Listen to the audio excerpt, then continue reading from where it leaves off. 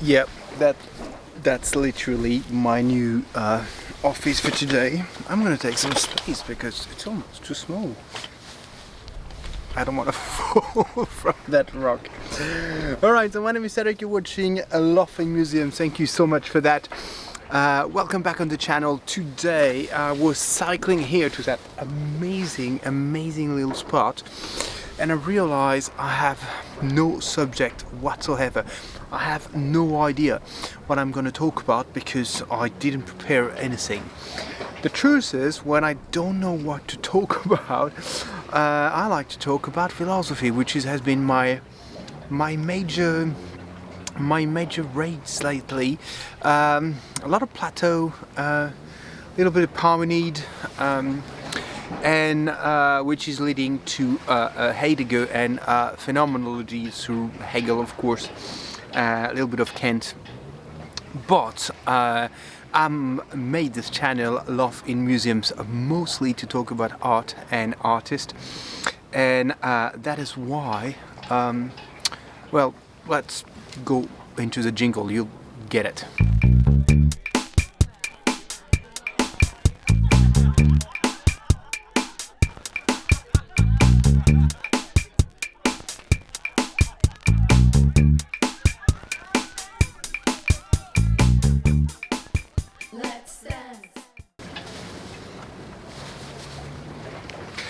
So welcome back on Laughing Museums. My name is Cedric, and today we are talking about mostly Leonardo. So why Leonardo? Because Leonardo, as I'm preparing a course, and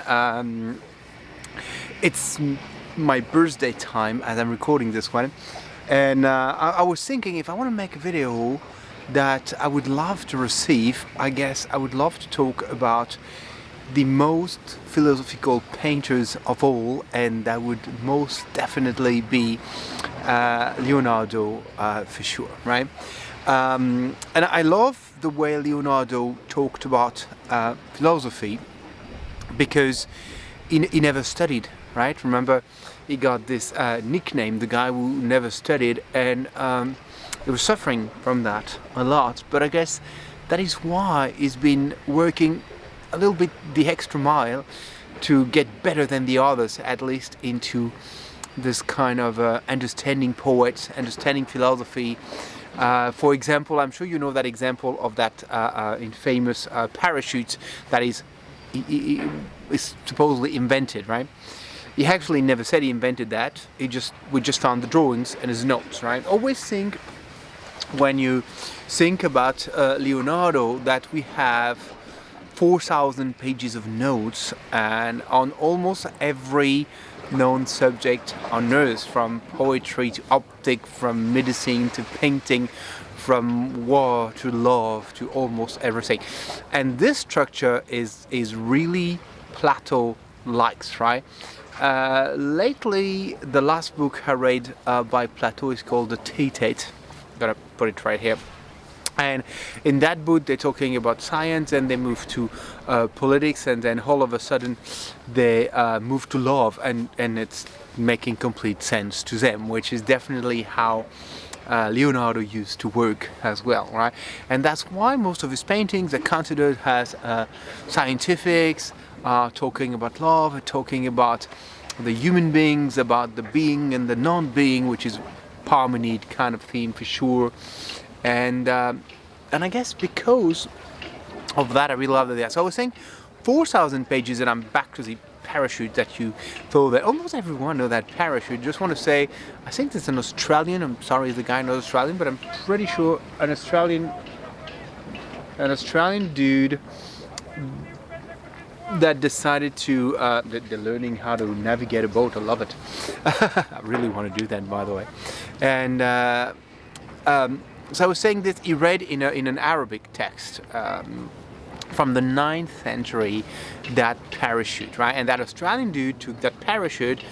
I hope he's Australian, but that guy, like a millionaire, would decide to reproduce a parachute, which is working fantastically, by the way. The parachute is working.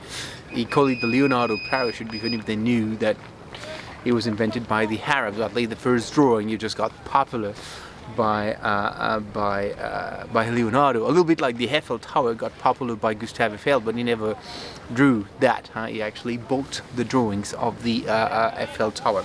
And I'm trying to finish a book on Paris right now. I hope I'm gonna go into details about that, right? What interests me with Leonardo is really the endless knowledge of this guy. I really love that the studies on supination, I used to call it, but I think it's not the right way. Prosupination, I think that's it. So the ability we have to move the arm without the hand, without moving the heart, and the fact that it's going all the way upside down, which is apparently separating us from the whole monkeys and chimps kind of family. And he discovered that, as much. And you know how he discovered that? He discovered that by chopping dead bodies and skinning dead bodies, and study every little structure, every muscle, every tendons, everything that is making the human beings. And because he was doing that, he was able to really translate the facial expressions differently. Here is Santana and her daughter, and really the expression on these two women is quite amazing. Of course, I love La Belle Ferronnière as well, who spent some time in the Arabic Peninsula. I do really like the expression of Saint John the Baptist, like this, and which is probably Salai. We know that by now. And when you get to the Mona Lisa, there's a late study saying that if you look at the lips and the tails, I'm going to try to make some space for the Mona Lisa. If you look at the lips and the tails, you can really tell that the lips, and I think you're going to see the class passing by in just a second, that these lips, so there's been a new study on those lips. So let's say this boat, for example, is the lips of the Mona Lisa, and I'm going to put back the Mona Lisa in just a second, but it's beautiful to learn boating. So because he studies the muscles, and we have a lot of very complex muscle, including facial expression, zygomatic, and that's why we hold our ipsades, to quote another Greek theorem from the time of Plato, so 2500 years BC. That because we hold ipsades, that means we hold absolutely unique. Because I was just saying the study of the lips and my favorite muscle, which is zygomatic, I'm going to try to find exactly what that muscle looks like, which is the one giving us the ability to smile, right? And so that's why I really love the whole idea of the paintings of Leonardo, which took me a while to understand and to get really what Leonardo was getting into. Let me give you one more example, which is something that I've really been interested in lately. It's mostly about Heidegger. So Heidegger is really the one who reinterpreted the text by Parmenides. I know Heidegger is, blacklisted from the international community for the reason that you might know. This past, it's almost impossible not to consider the writer of Sein und Zeit, which is still the best book probably I've ever read, or like to try to read. Let's be humble about this one. And what he tried to say, let me try to be very simple about the being and the non-being notions that you find in Parmenides, that Plato is talking about, and Aristoteles will use as well. He will use that notion of being and non-being. So, is there being or is there non-being? Like, are we something or is not something to begin with, right? Which is main two questions of Da Vinci. Where do we come from? Where do we go, right? And I guess the really fantastic idea on this is you find in Aristotle that Aristotle said that we just and he kind of proves scientifically the existence of God, and I think that's where Leonardo, by reading those notes again and again, is going somewhere there, let me put it another way.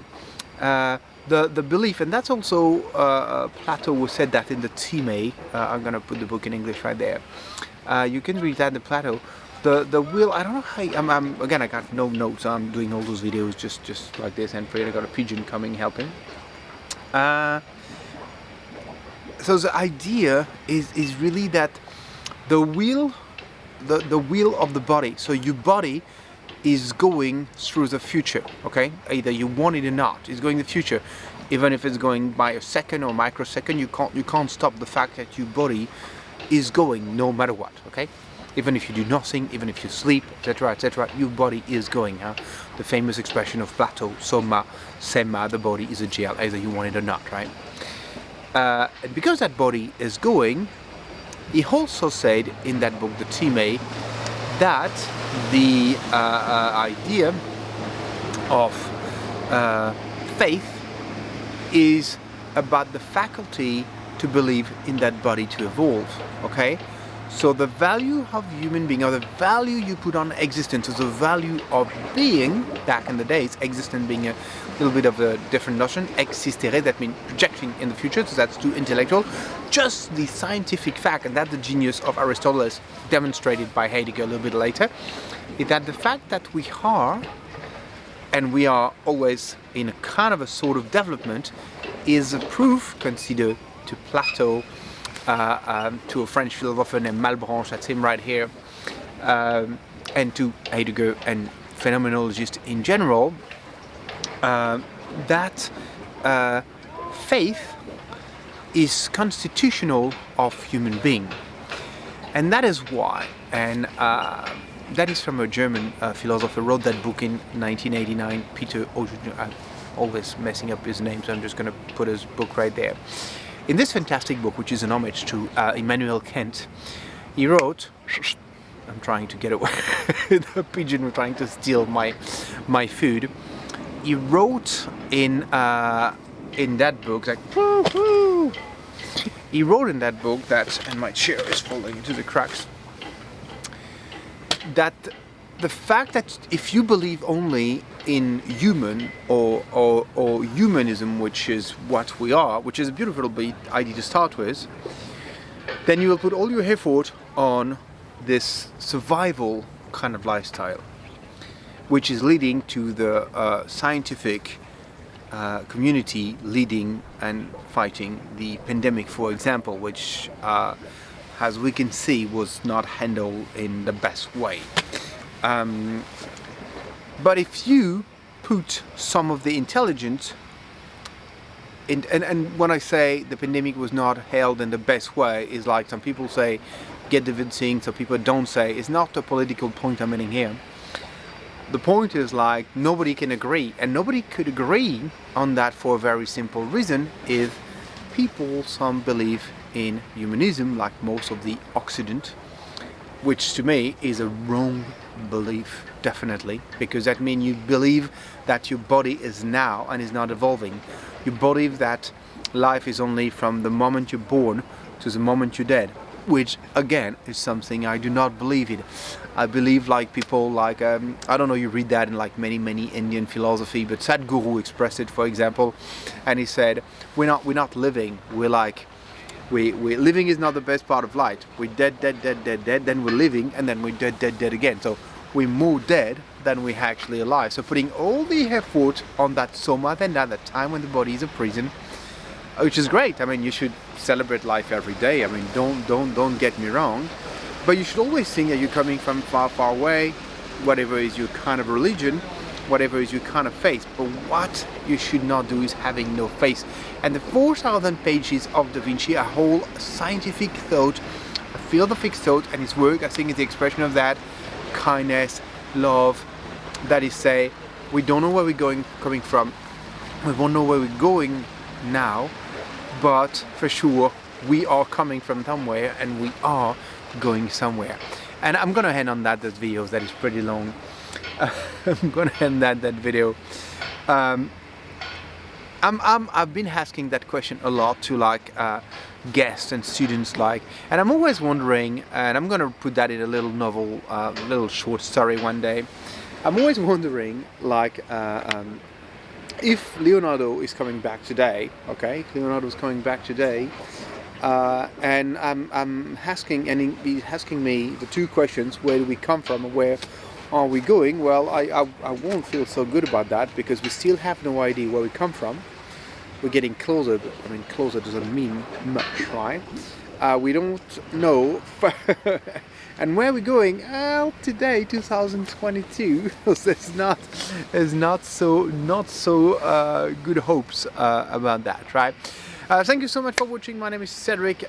If you enjoyed the video, do not hesitate to subscribe.